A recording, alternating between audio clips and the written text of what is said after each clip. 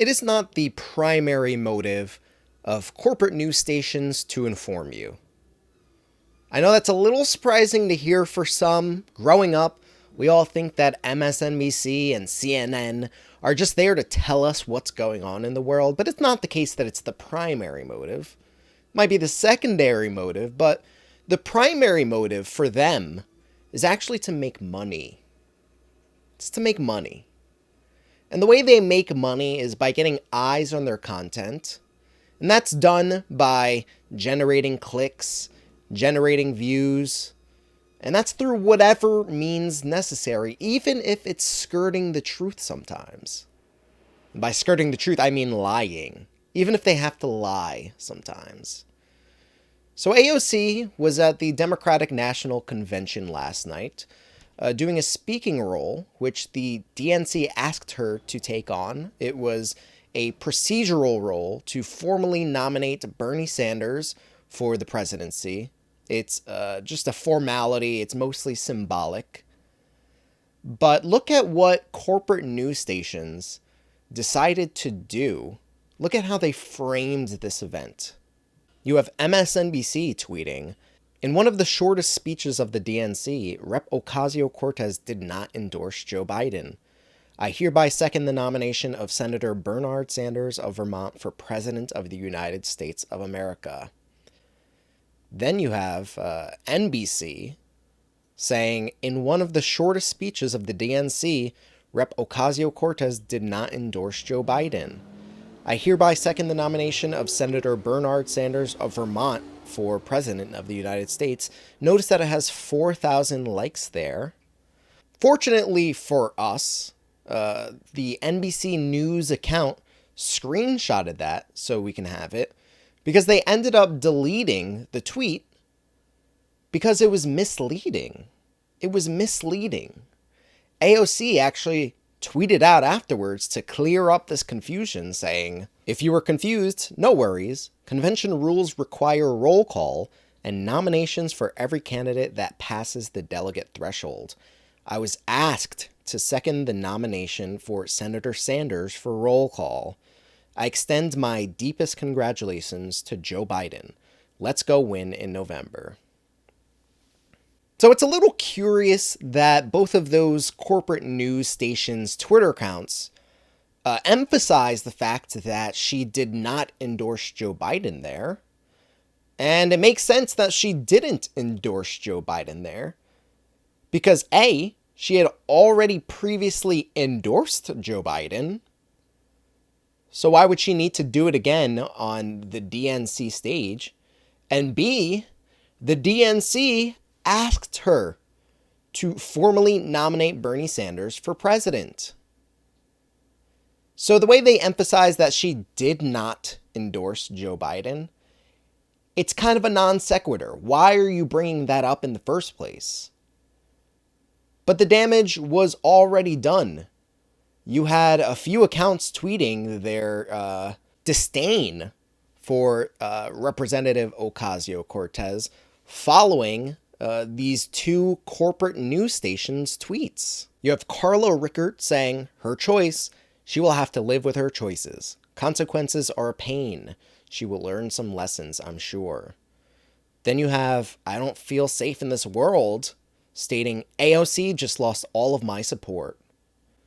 Next up, Chris Diamond, "AOC, I don't care what the people of America want. I just want to be talked about. I want to be a star."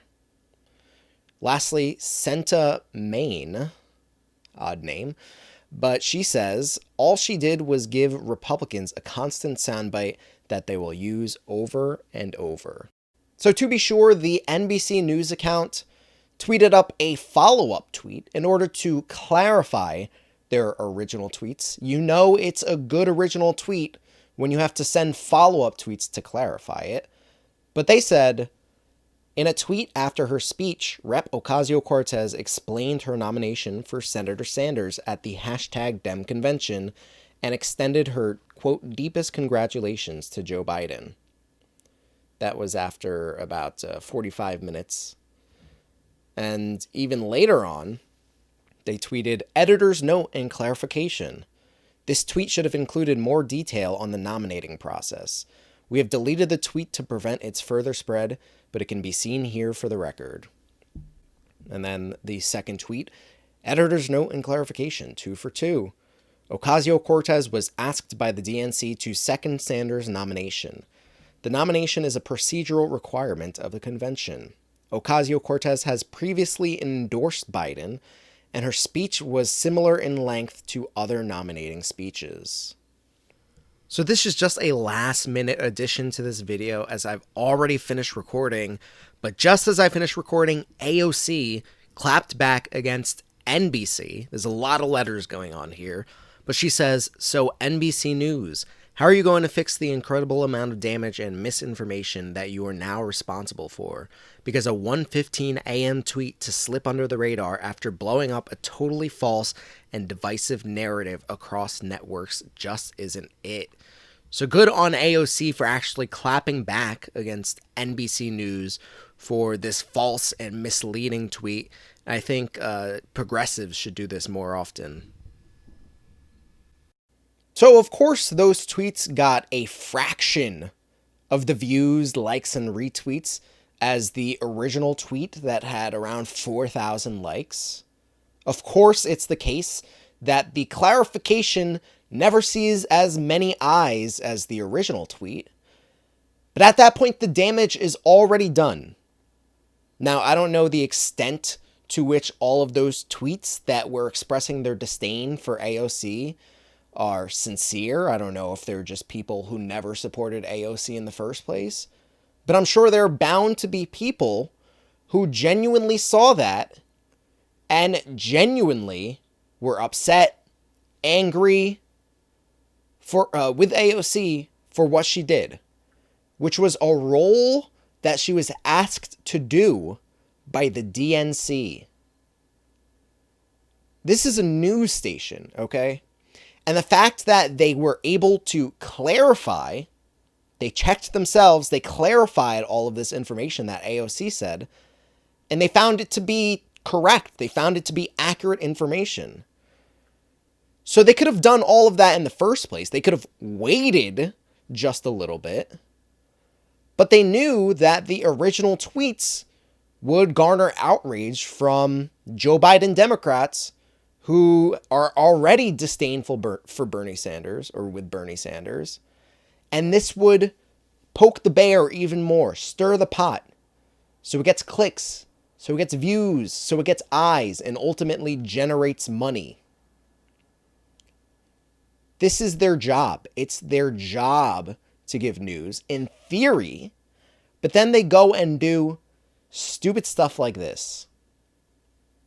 They go and do stupid stuff like this. Now, I don't blame all of the people who tweeted those, disdainful tweets, those angry tweets. I don't blame them fully. Most of the blame is on MSNBC and NBC for putting out incorrect information in the first place. Most people don't read past headlines. So, these people are just going based off of headlines.